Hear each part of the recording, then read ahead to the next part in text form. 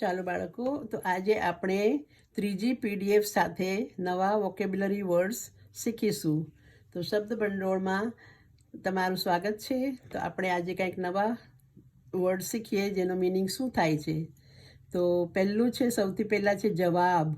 જવાબ એટલે રિપ્લાય, યા તમે આન્સર પણ કહી શકો છો. જેવી રીતે કોઈ ઈમેલ લખે આપણને, તો આપણે એને કહીએ કે તમારા ઈમેલનું મને રિપ્લાય નથી આવ્યું. ને ક્વેશ્ચન આન્સર આપણે કરતા હોય તો ક્વેશ્ચન એટલે સવાલ ને જવાબ એટલે આન્સર. પછી છે જમીન. જમીન એટલે લેન્ડ યા અર્થ. જન્મ. જન્મ એટલે બર્થ ને જન્મ દિવસ એટલે બર્થડે. ચાલો. ચાલો મીન્સ લેટ્સ. લેટ્સ ચાલો જઈએ તો લેટ્સ ગો, પણ ખાલી ચાલો મીન્સ લેટ્સ. ચાલો રમીએ, લેટ્સ પ્લે. ચાવવું આ એક વર્બ છે, તો એટલે કે ચ્યુ.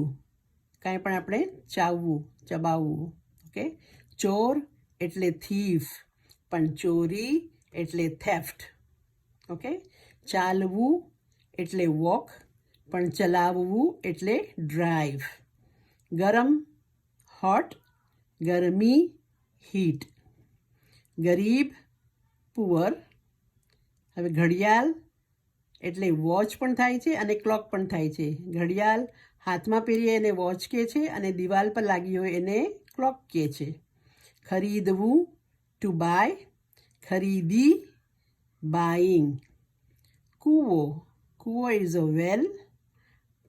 આ છે કલર કેસરી. કેસરી એટલે સેફ્રોન, સેફ્રોન કલર.